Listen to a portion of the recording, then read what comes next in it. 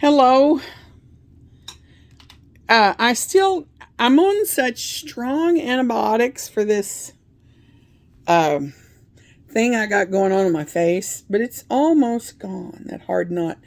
I'm so shaky. I mean, I can't play the piano right now, so I'm not doing a PowerPoint until I'm off these antibiotics. So if you'll just bear with me, I'll get back to the PowerPoints because I want to have them and I want to make them.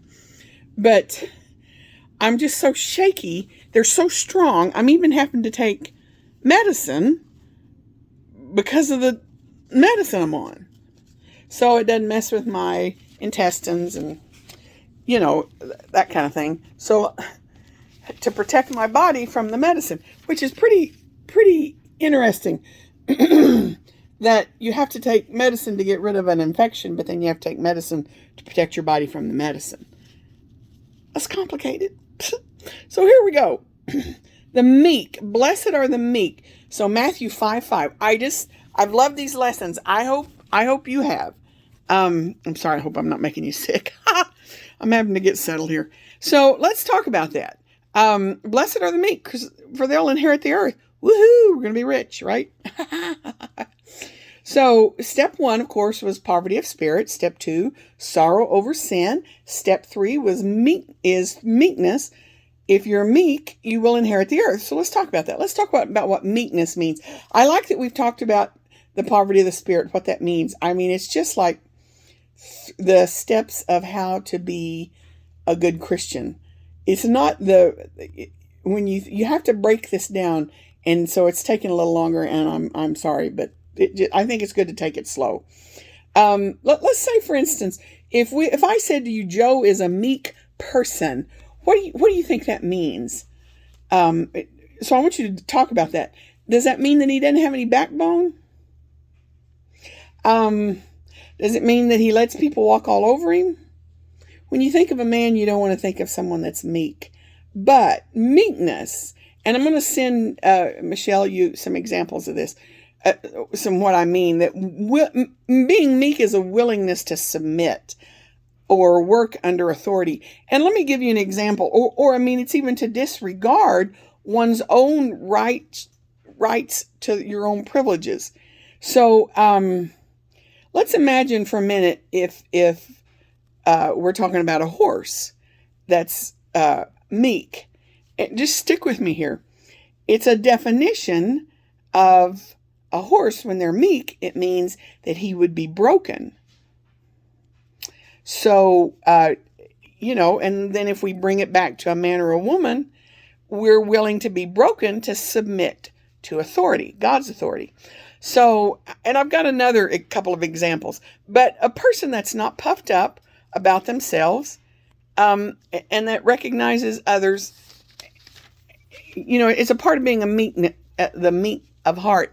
I sometimes think about janitor and how we should treat them like they're the president of the United States. That's a meek position, if you ask me, if you know where I'm going with this. Also, a meek person does not struggle with poor self-esteem, which is a byproduct of selfishness or self-absorption. The first steps to this is recognizing the poverty of spirit, the sorrow over our sin. To become meek, you have to get the first two, and you can't get the second one until you get the first one. Does that make sense?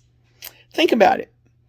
And so if you're out there saying it's all about me, you're not meek. But if you say it's all about the Lord in your life, that is a big deal. So let me give you that's the goal we're getting at. Let me give you some examples. Dr. Charles Stanley has a book called The Blessings of Brokenness.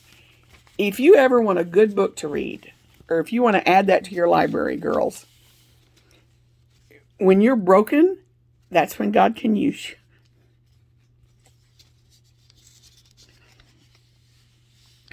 I love that. I've got a couple more examples here for you.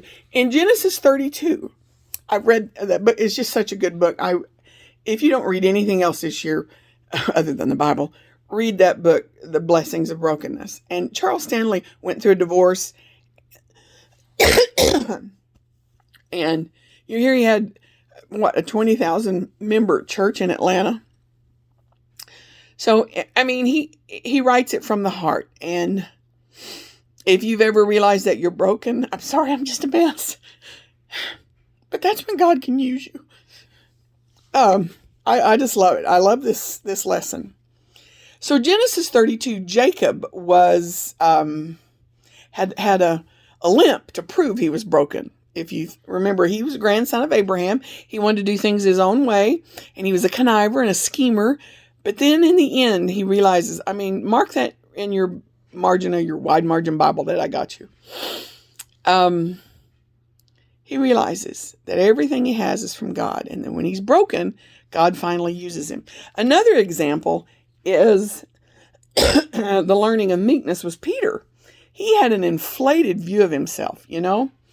But he soon realizes the brokenness when he repents and comes to God and realizes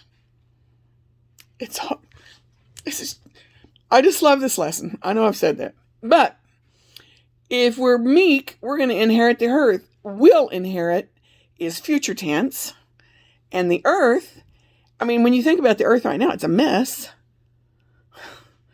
But it's the opposite of what the world looks to, being meek. But God says the broken get the blessings.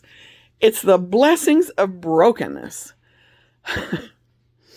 It's a good thing. I want y'all to study on this and think about it.